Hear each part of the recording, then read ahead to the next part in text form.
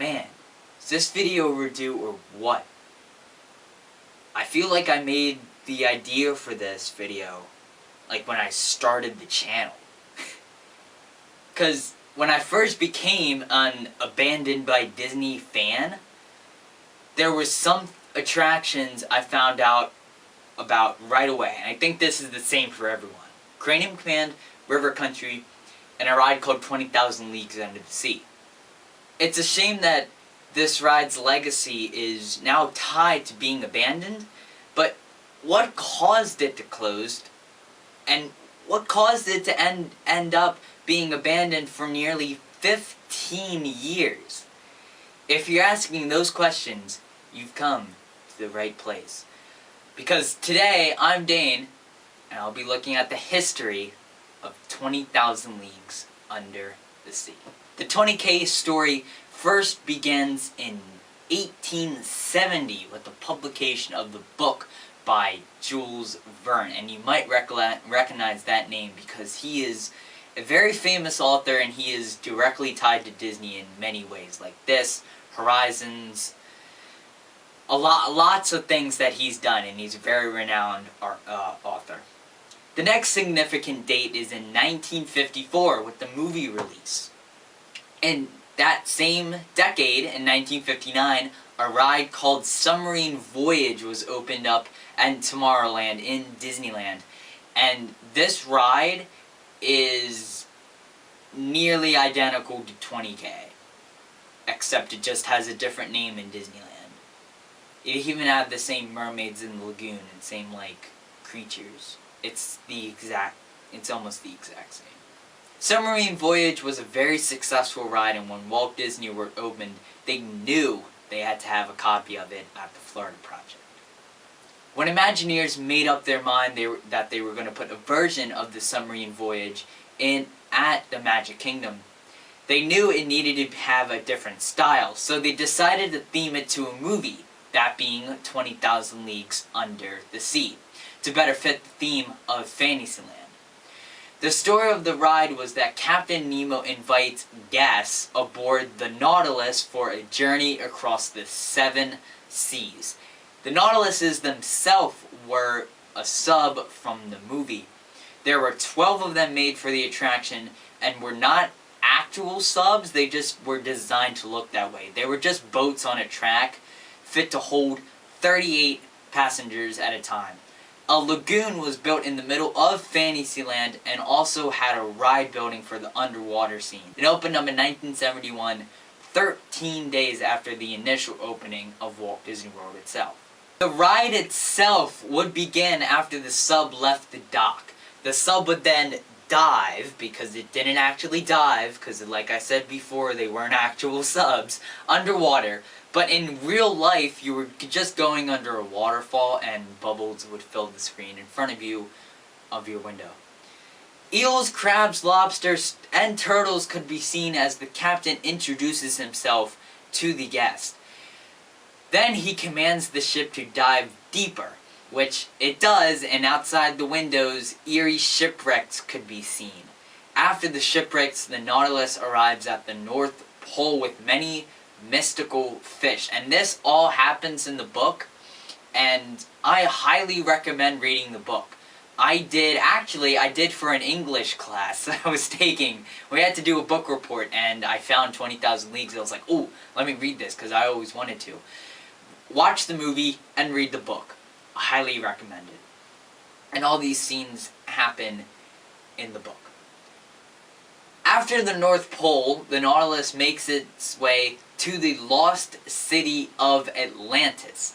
And this scene is probably the most famous scene from the ride, because the Atlantis scene has the very weird looking sea serpent, which is nightmare fuel if you look at the recent photos.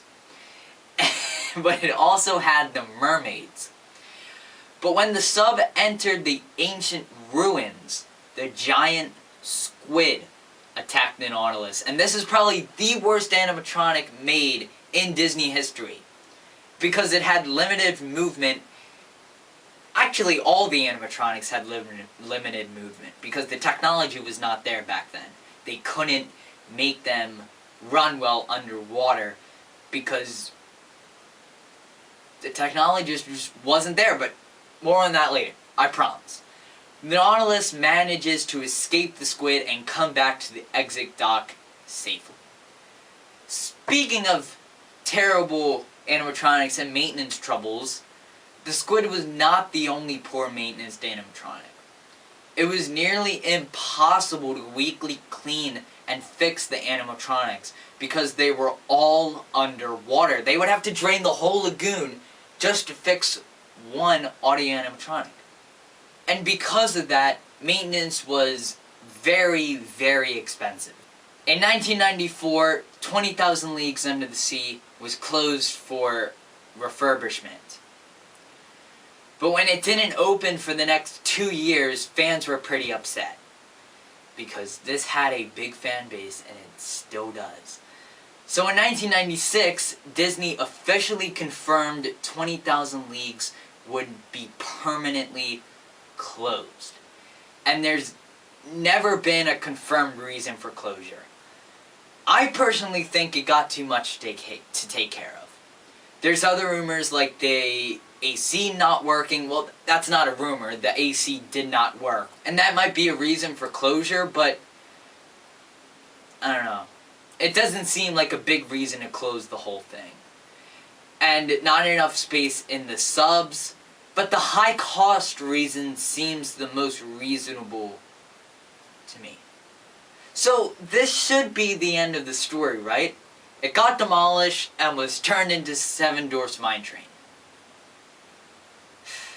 Well, that's not really the case. Disney let this thing sit abandoned for 16 years. Up until 1996, the Nautiluses were left in the lagoon, but when they officially announced that 20,000 Leagues were closed, they took the Nautiluses out and were put backstage. But they couldn't sit still backstage. They moved around a lot, and unfortunately it's not documented where they were, but it is documented that a couple of them were stripped and literally buried in a field.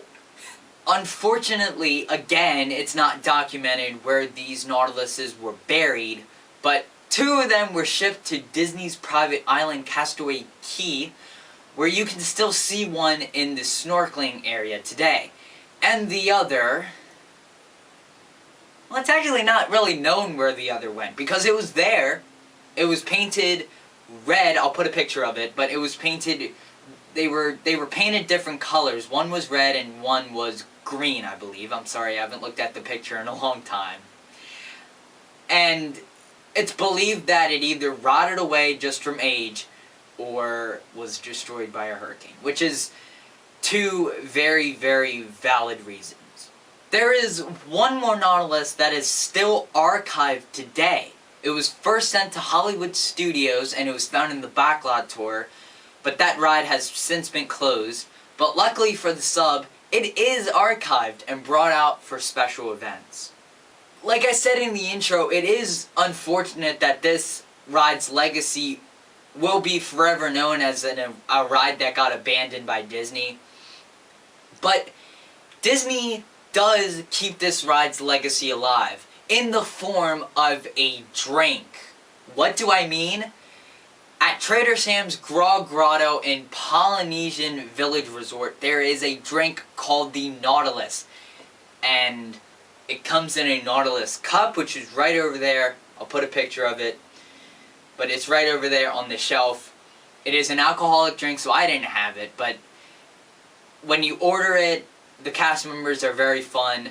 There's a couple of other 20K references in the bar itself, like the squid tentacle that's there. And Trader Sam's is a very, very, very cool bar. And it's closed now because of the virus. But when it reopens, highly, highly recommend going in there and getting, even if you don't get the Nautilus drink, I do recommend the Nautilus drink, but even if you get another drink, it's a very fun bar, very good cast members too, very good atmosphere, and you gotta get there early because it does fill up very quickly. 20K is something that I will always like the idea of. And I will always have memories of looking it up now, because that it is one of the first things that I did come across of when I was researching everything and getting into like this kind of Disney fandom. And it's 20K is different, because it's not like something like, oh, I wish they brought it back, it would be cool to see it like River Country or something. No, I think if they brought this attraction back, which they won't, because it was replaced by Seven Dwarfs Mine Train, and the lagoon has since been covered up, so they won't bring it back in Disney World or Disneyland. Well, Disneyland, it's a different thing, because I didn't want to talk about the history of Submarine Voyage, but they have something like Submarine Voyage in Disneyland, and that is Finding Nemo, Submarine Voyage. But in Disney World, they'll probably never bring it back, but if they would, it would be much better than in the 70s. Because they could actually probably have animatronics that work. But the technology now is more advanced than in the 70s, that this ride would be so cool in present day, in my opinion. I hope you enjoyed this history. If you do, please let me know by hitting that like button. And while you're down there, consider subscribing. It would mean a lot to me if you did so. And comment if you've ever ridden this ride, or you want to bring it back. Pitch me idea down in the comments below. And I will see you in the next one. Have a magical day.